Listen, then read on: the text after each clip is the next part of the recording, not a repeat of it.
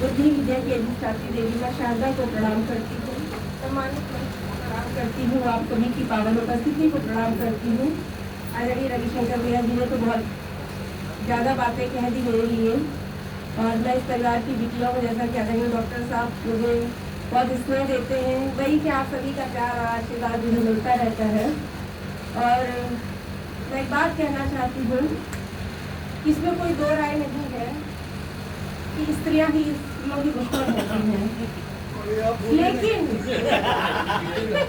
बात बोलने के लिए, लेकिन जब दो पुरुष लड़ रहे होते हैं तो उसमें स्त्रियों को जरूर घसीटते हैं, तो मैं उन पुरुषों को चार पट्टियाँ, उन पुरुषों तक भी चार पट्टियाँ पहुँचाती हूँ। भैया फोटो में खींच लीजिए तो क्या रहेगा? खींचिए फोटो। लड़ तो नहीं रही है ना दोनों? माला खींच तो नहीं रही हो ना?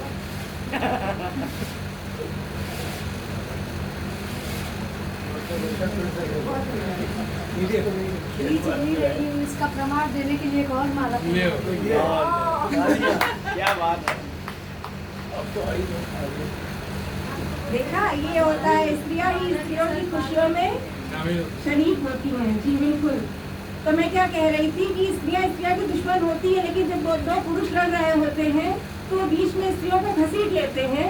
उन पुरुषों को मैं चार पंक्तियाँ देती हूँ, कहती हूँ कि झूठ दिखावा ना कोई छलछंद करो, झूठ दिखावा ना कोई छलछंद करो, संग में मिलकर बैठो बातें चंद करो, और नारी का सम्मान अगर तुम करते हो, नारी का सम्मान अगर तुम करते हो, माँ बहनों की गाली देना बंद करो। बहुत बढ़िया, बहुत बहुत धन्यवाद। और अपनी बहनों को आगाह करते हुए चार पंक्तियाँ कहती हूँ। मैं लंबा काव्य पाठ नहीं करूँगी क्योंकि मुझे समय का योगदान देना है, तो एक दो मुक्तक पढ़ के आदरणीय विश्वास सर को आमंत्रित कर लूंगी।